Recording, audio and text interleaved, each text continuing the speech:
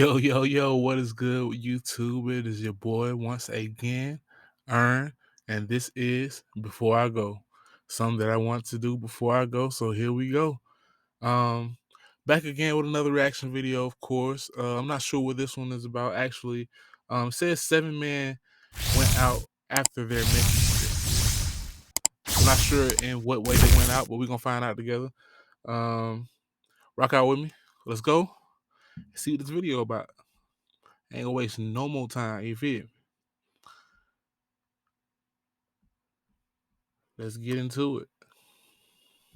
Law enforcement in Troup County, Georgia, responded to reports of a car crash on Highway 18. They found 29-year-old Akila Weir unresponsive in her Honda Accord after it had been slammed into a tree. Upon further examination of the scene, law enforcement discovered that Weir had been shot multiple times through the vehicle. She passed away from her injuries in a Columbus area hospital while 33 weeks pregnant with her 6th child, who also didn't survive. What was initially suspected to have been a case of road rage was eventually investigated as a targeted murder. The gunman was identified as 30-year-old Alonzo Dargan Jr. I could have sworn that was Tiger Woods. I'm sure I'm not the only one who thought it was.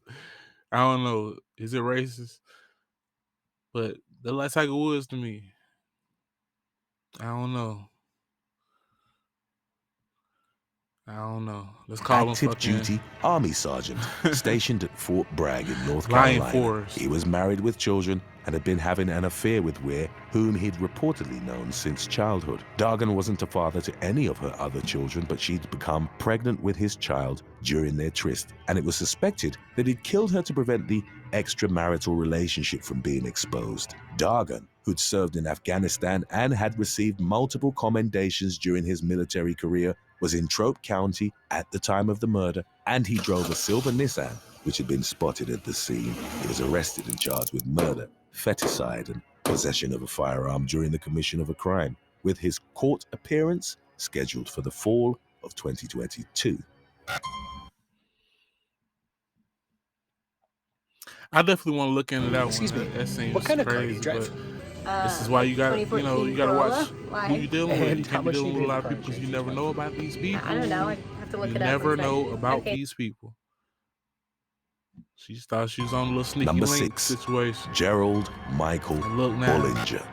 After the death of her husband, Utah woman Naja Medley started dating commercial pilot Michael Bullinger in the mid-2010s. By all accounts, the relationship was promising, and Bullinger became a father figure for the woman's teenage daughter, Peyton. He took her on hikes, taught her how to shoot and wrestle, and she reportedly started calling him Dad. As she and her mother struggled financially, Bullinger moved both to a farm he'd bought in Caldwell, Idaho, in the spring of 2017. Naja, then in her late 40s, shared her excitement about the move on social media. She'd go on to post photos and videos with Bullinger, her daughter, and of their seemingly idyllic life together on the rural property. Then on June the 8th, you gotta watch out for the folks who want to seem perfect, you know? Folks who just portray themselves as perfect and always on social media and shit. Then the ones that'll hurt you, just in order to, you never know what's going on, because they'll never keep it real. They want you to know, they want you to believe this fantasy that they created online. They can be getting hurt or they can be hurting other people. You gotta look behind that shit. You gotta get off the internet as we on the internet. But I'm saying though, you gotta find a balance. they received an unexpected visit from a woman by the name of Cheryl Baker. The 57-year-old had been married to Bullinger since 2010 and had bought the farm with him. She remained in Ogden, Utah to sell their home while Bullinger claimed he was doing maintenance work on the farmhouse.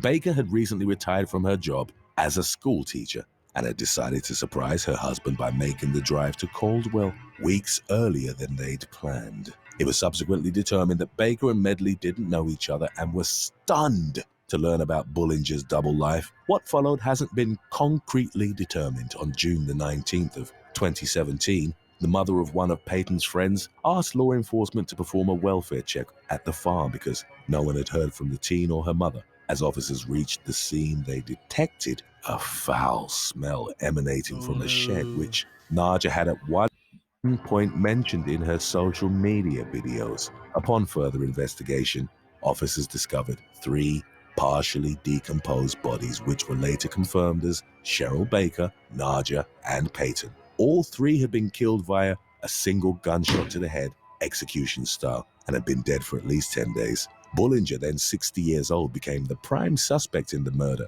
but he was never found. On July the 12th of 2017, his car was discovered in the Bridger-Teton National Forest in Wyoming. The forest measures over 3.4 million acres and is populated by wolves, grizzly bears, and coyotes. The running theory was that Bullinger died either by his own hand, in an animal attack, or from exposure, but no concrete evidence in that regard was found as of the latest updates.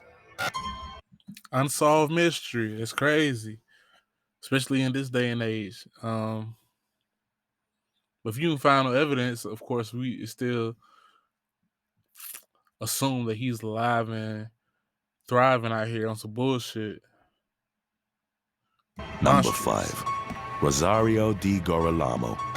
Leading up to the summer of 2007, married New Jersey man Rosario Di Girolamo was maintaining 2 households, one with his wife and son in Millstone, as well as another in Hightstown with his mistress, Amy Giordano, and the baby boy he'd had with her. 27-year-old Giordano was reportedly asking for a new apartment and threatened to reveal the affair to Di Girolamo's wife. The man had reportedly become strained by what he'd perceived as financial pressure from his mistress. They argued in June of 2007, and the computer analyst, then in his 30s, fatally struck Giordano in the head with a hammer. He then dismembered her body with a hacksaw, placed her remains in a suitcase, and dumped them in a New York City pond with the help of his longtime friend, Staten Island man John Russo. In the murder's aftermath, Di Girolamo abandoned the couple's 11-month-old son in the parking lot of a Delaware hospital. The child, Michael, was safely recovered by a nurse, and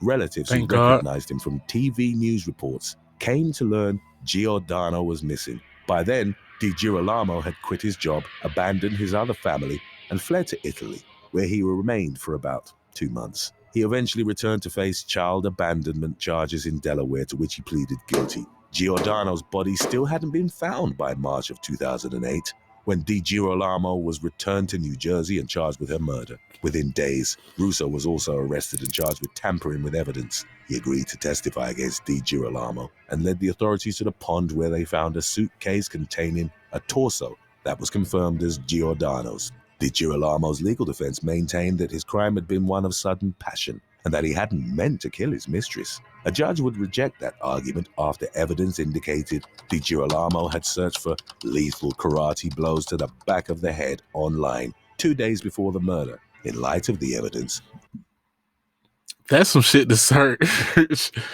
Not that it's funny, but I've heard people looking up ways to cover up things or to get the job done. Well, not you would call that some bullshit job, but like I've even seen people doing prank calls and shit. Okay, what's the best gun to take somebody out, or shotgun? What blase blase? He looking for the best body blows to kill a person from behind. Karate chops is what they said. Who does he think he is? he really think he Jet Li is somebody gonna take you out with a strike to the back of the head. Di Girolamo struck a Sickening. deal and pleaded guilty to aggravated manslaughter, for which he was sentenced to 25 years in prison with a minimum of 21 years served. In And I hope you remember all them techniques you looked up to, fuck boy. 2011. Every last one No. you gonna get tested in that guy. Or so I heard, I wouldn't know. But you deserve it.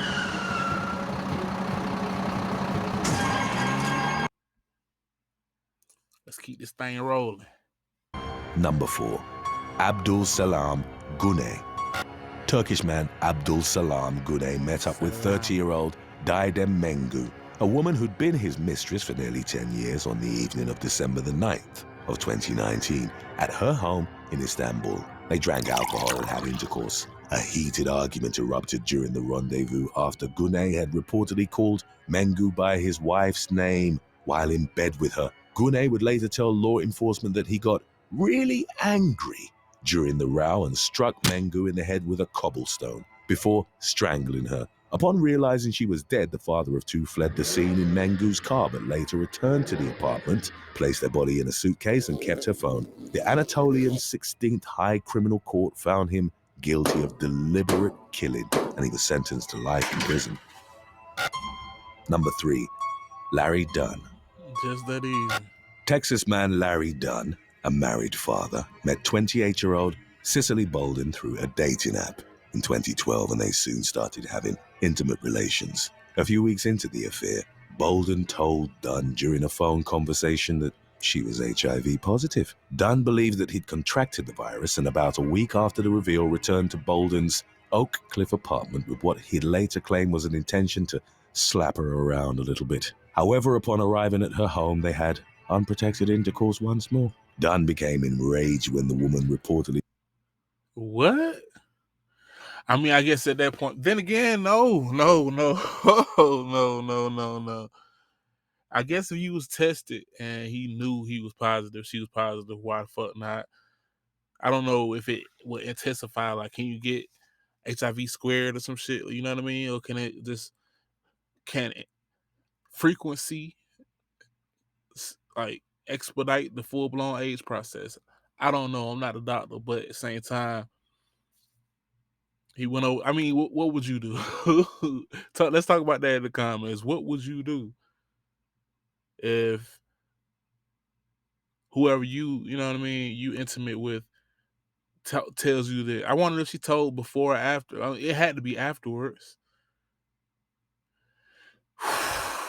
That's deep. That's deep. I'm sure you thought about it. A lot of men, most men have thought about it. I say that.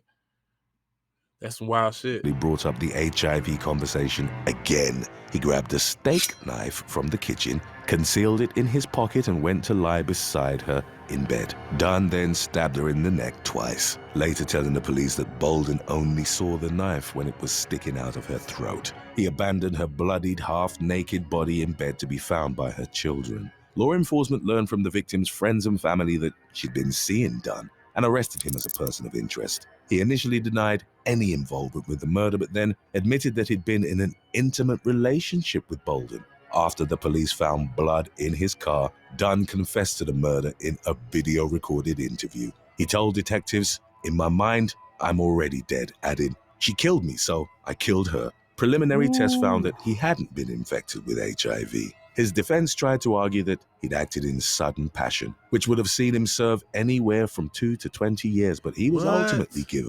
So you saying they were having unprotected sex? She even had unprotected sex with him again that day. He didn't even get tested. He just flies off the wall. That's why you gotta watch. You never know. People are crazy. I mean, that's why the term crazy exists, because it's actually motherfuckers who out here who are crazy. And they'll take you out. 40-year sentence. Number 2. Eric Charles years? Mourn. Let's go back a little bit. I'm sorry. On March the 12th of 2020, Holly Williams and William Land.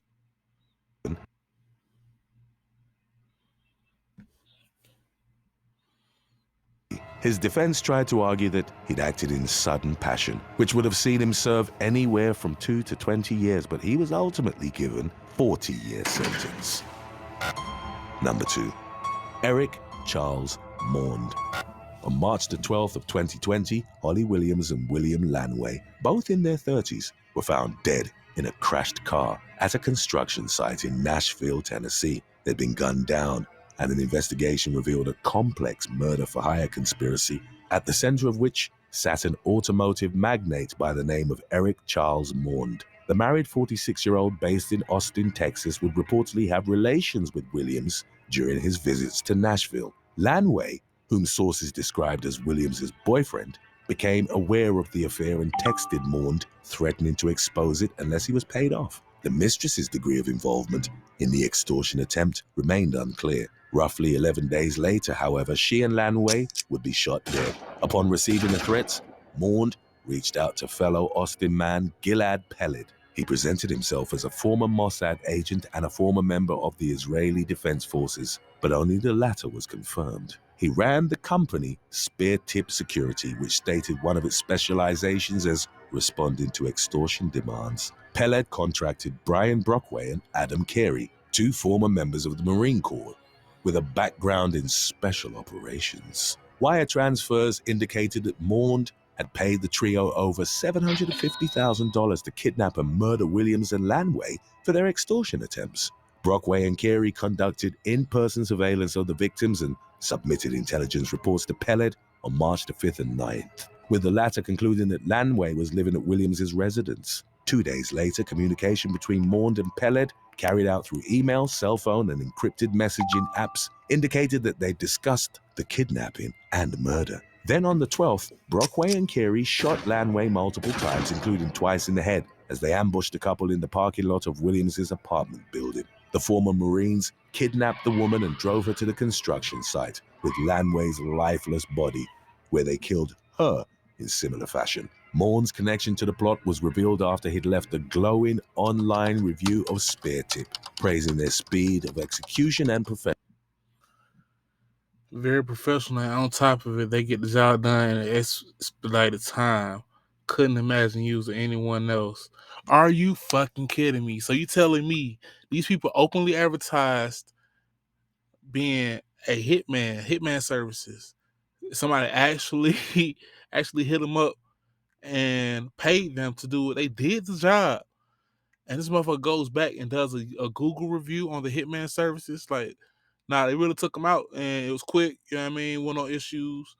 5 out of 5.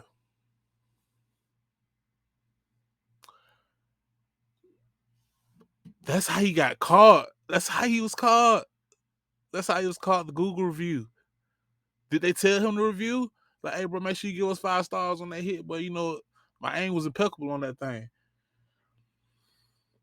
Ain't no way. This world we live in. This world. All four men were arrested in December of 2021 and subsequently indicted on multiple charges in connection to the double murder. As of December of 2022, Peled pleaded guilty to the charges of murder for hire, conspiracy to kidnap with death resulting, and kidnapping resulting in death. His sentencing was scheduled for April of 2023, while Maund and the others were still pending trial. Animals, you fuckers, you. I heard some shit in my time, but that's some shit there. That there is some shit. Huh? My God. Wow. Yeah. How can they top that? Let's see. Number 1, Timothy Bramer. 41-year-old English nurse Claire Parry was killed by her lover, Dorset Police Constable Timothy Bremer, on May the 9th of 2020. At the time of the incident, Parry, a mother of 2, had been Bremer's mistress for roughly 10 years, while he was still married to his wife of 14 years, Martha, a detective on the same force. In the weeks leading up to the incident, Parry had contacted one of Bremer's former lovers, 35-year-old Detective Constable Kate Rhodes, on Facebook. Rhodes, who'd ended her tryst with Bremer years prior, upon finding out he was married, would later describe him in court as a groomer who has a toolkit he uses on every woman he encounters. Others on the force reportedly knew he was a womanizer, but his charming persona and the fact he was well-liked led to his sins being overlooked. Through their talks on social media, Parry and Rhodes determined that he had other lovers in the emergency services. Parry, whose relationship with Bremer had led to the end of her marriage,